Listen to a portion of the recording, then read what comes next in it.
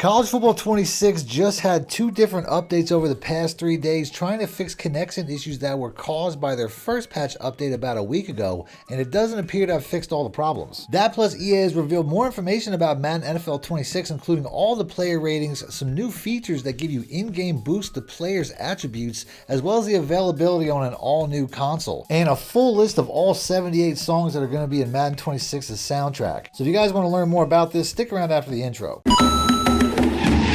If you guys need fast, cheap, reliable coins for your ultimate team, check out my coin sponsors at MMOXP.com and use discount code MONEYSHOT for 6% off your order. Link in the description below. The champ is here! Welcome back, Money Team. This is Madden Money Shot, sniffing out the college cheese and Madden cheese as always. In today's video, I'm going to go over some updates and some new information about both College Football 26 and Madden 26. But before I do, as always, if you guys want to see more videos like this, please make sure to be a subscriber, hit the like button, let me know in the comment section. Other than that, let's get right into the video. Now, I'm going to first go over College Football 26 information because there's less available than normal, as we had an update that was supposed to be scheduled today, although it didn't appear to work out the way that they wanted it to, as we did get our typical communication that we get from the CFB Direct X account where they said that the server maintenance will begin today at 6 a.m.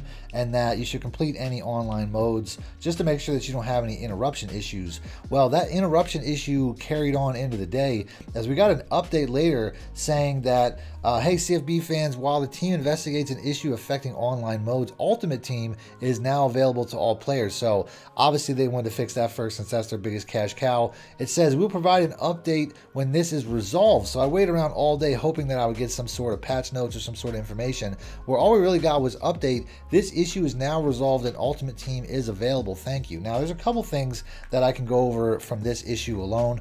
Number one, we also had an update about 2 days ago. On the 29th, it was reported that there was also an update for College Football 26, but once again, there were no patch notes. So I don't know if EA is trying to fix something, but since it's not working, that they're not releasing notes about it. To me, this suggests that they're not actually trying to patch things into the game as much as they're trying to patch connectivity issues that are causing the game to crash, especially when it comes to online games. As I did read an article from a company called MP First, where they speculated that they expect the patch to help with game stability and performance, as crashes have plagued the game after the last update. So basically what they're saying is that after the last update, the crashes went through the roof. I had a lot of people commenting that they were already having crashes and that the game was already having connectivity issues. Well, apparently after the last update, it may have gotten worse. So they may be frantically trying to fix this issue behind the scenes without making it public, while also having bigger issues that basically cause a lot of the modes to be offline and unavailable throughout most of the morning. This just points to a bigger issue. They're not going to fix any of these other gameplay issues until they fix the bigger issues, which is a lot of people can't even play the game. And I also think since today was clearly a setback, that they probably didn't solve this yet either. They probably just basically put the game modes back online. So if you're still having issues when it comes to connectivity, my suggestion, and I've said this to people in the past in my comment section, is take off crossplay. Crossplay has been a known issue since it was implemented in the Madden 24, 23, whenever they first started putting that into the game. Crossplay has been very buggy and it's caused a lot of problems. It caused a specific issue for me where my game crashed to the point where I couldn't even get back into it for an hour just because I went into crossplay to try to turn it off. So I think turning off crossplay is something you have to do through your console, but if you're having connectivity issues, take crossplay off, and I guarantee you it solved a lot of people's problems in my comment section. I'll try to post some comments of people saying how that solved their issue, even though I just told them to take it off with no real information about what was going on other than the fact that they were having crashes. Next up, I'm going to go over some Madden news, where we got a really interesting post from Clint Odenberg, who's basically one of the bigwigs at EA, where he posted a minute-long trailer showing that you can get the Madden NFL 26 game on the Switch 2. Now, I looked it up. You can't get it on the Switch 1. It's only for Switch 2. So obviously it's an exclusive to that console. Maybe the Switch 2 just has better graphics or just a better ability to port it over. It does look a little bit different. And they even talk about a new ability to play as a coach, which is something that I had a lot of people ask about in my comment section in previous videos. If they had a true coach mode where you could play as just the coach and just live that life and basically make adjustments without actually being the players.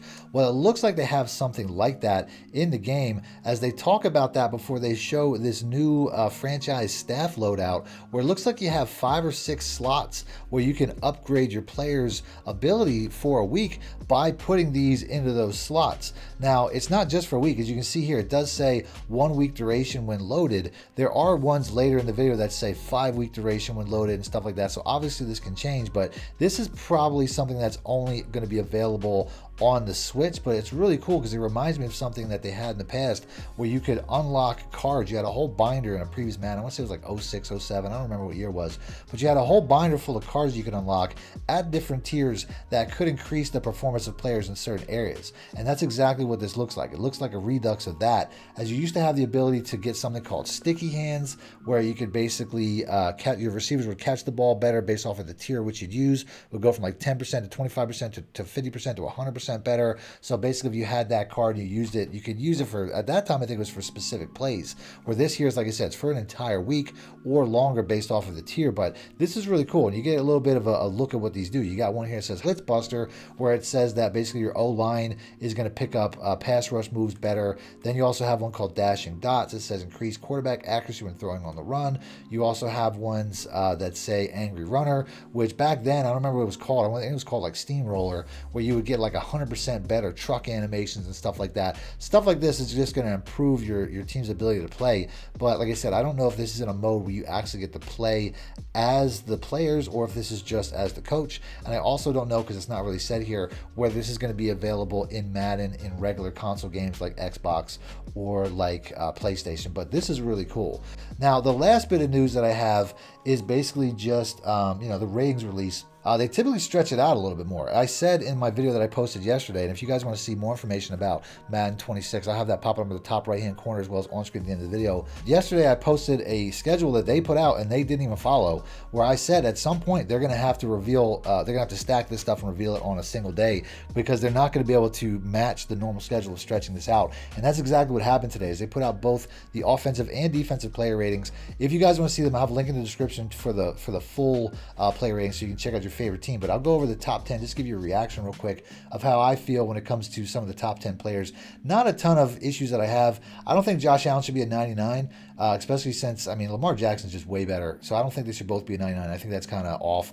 I do feel like Jalen Hurts at 8th overall is also a joke. I would definitely put him in the top 5, at least number 6 ahead of Jared Goff, because at least Jalen Hurts plays best in his big moments, where Jared Goff just basically chokes every single time. I don't know anybody. I mean, they're both on stacked teams. The people like to argue that Jalen Hurts plays on a super team. Well, so does Jared Goff, and Jalen Hurts just plays way better when his team needs him to. So I think that should count for something. Offensive line looks fine to me. It's just weird to see Lane Johnson 2 points ahead of everybody else. I am an Eagles fan too, so obviously a lot of my opinions are going to be slighted. When it comes to the tight ends, I think that looks pretty good. Once again, I'd have Dallas Goedert a little bit higher, based on the fact that he's just one of the best blocking tight ends in the league, but that doesn't really seem to matter too much. When it comes to receivers, once again, A.J. Brown, he's not the 7th or 8th best receiver in the league. I mean, that's crazy.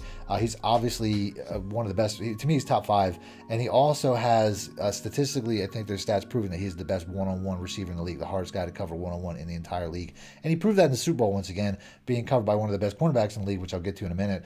When it comes to running backs, I also feel like Christian McCaffrey, who was a 99 overall cover athlete last year, fell 5 points, despite being one of the most well-rounded backs in the league. I mean, does EA know something? Is this guy's career over? How is he not at least the 3rd highest rated running back ahead of Jahmyr Gibbs? And I love Jahmyr Gibbs. When it comes to top 10 edge rushers on defense, this may be the Eagles fan in me once again, but I feel like Micah Parsons, or Micah Parsons, however you want to say his name, I know I always get it wrong, but I feel like the fact that he's so ineffective when it comes to run defense, he really shouldn't be a 98 overall player. Absolutely game wrecker when it comes to pass defense, but he's too small to be playing edge, the entire game. So to me, I'd rather take a guy like TJ Watt or Max Crosby or even Nick Bosa ahead of him, based on the fact that they can also play the run a lot better than Parsons. Although obviously Parsons, maybe he gets like zone coverage improvements because he's also previously a linebacker and a really good one. And to me, 99 means you're perfect, and that's a huge glaring weakness. When it comes to top 10 defensive tackles, I'm cool with this. Jalen Carter, though, once again, out of 90, he's one of the reasons we won the Super Bowl last year. He should probably be closer to top 5. I would definitely take him over a couple of the guys that are in front of him, but I'm not going to point out every single Eagles player. I will point out Zach Bond, though. Even though he had 1 year last year, it was a defensive player of the caliber, defensive player of the year caliber season, and a first-team All-Pro. So for him to be the 6th highest rated linebacker really doesn't reflect off of what he did last year, because he was the best linebacker in all of football. When it comes to cornerbacks, no Eagles on the list to cry about here, but I do think that Christian Gonzalez ahead of Sauce Gardner. Not really sure if I feel that. Trent McDuffie was the guy I was talking about that A.J. Brown was pooping all over in the Super Bowl as the 4th highest rated corner, but I think Patrick Surtain should be like a 98, maybe budding 99. He was Defensive Player of the Year last year, and he has been the best cornerback in the league. Other than that, safeties, no real issues with the safeties either. And then last but not least, we got a full leak of all of the songs that are going to be included in the soundtrack in Madden 26. This is from Mutt Leaks, which we've already gone over, is a very reputable source when it comes to releasing information about both college football and Madden 26, which I'll leave up on the screen while I do my sign off. I'm going to end the video there, though. If you guys want to see more updates that EA put out just yesterday, I'll have that video popping up, so just click the links. And until next time, thanks for watching, man. My shit out. Need more help or just want to show your support? Then head over to my Patreon and join my team, where you can get exclusive content like ebooks and bonus plays, as well as early access to my vids and more. Link in the description below.